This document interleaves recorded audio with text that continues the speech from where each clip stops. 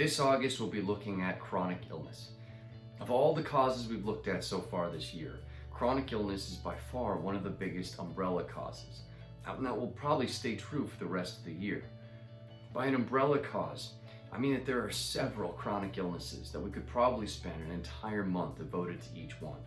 For example, HIV and AIDS, a cause that we've already looked at for an entire month, falls under the umbrella of a chronic illness.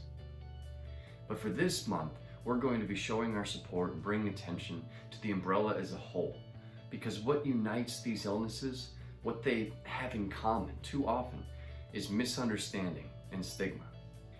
To begin with, let's clarify what we mean when we're talking about chronic illness.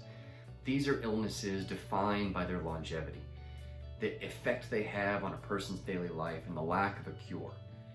One of the biggest misconceptions about chronic illness is that in this age of medical achievement, people often overlook the possibility that someone could be living with such consistent symptoms. People without these illnesses often think, how bad could it be? But what they're overlooking is the persistent and often unpredictable symptoms that a person with a chronic illness experiences.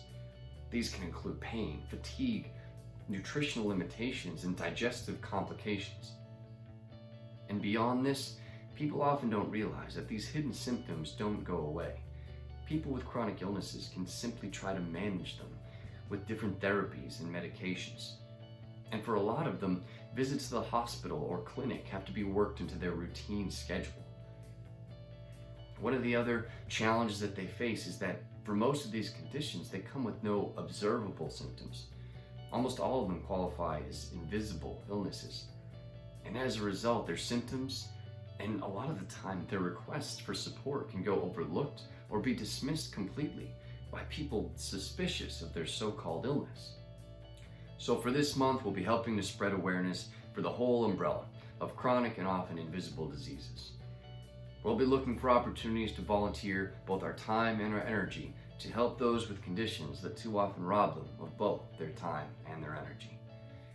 And finally, if you have a story that you'd like to share about your own experience with chronic illness, we invite you to contribute to our expressions page on our website. This can be done as anonymously or as publicly as you'd like, and you can join everyone else who has been sending us submissions so far this year. Other than that, it's time to get to work. I'll see you out there. Till next time, thank you.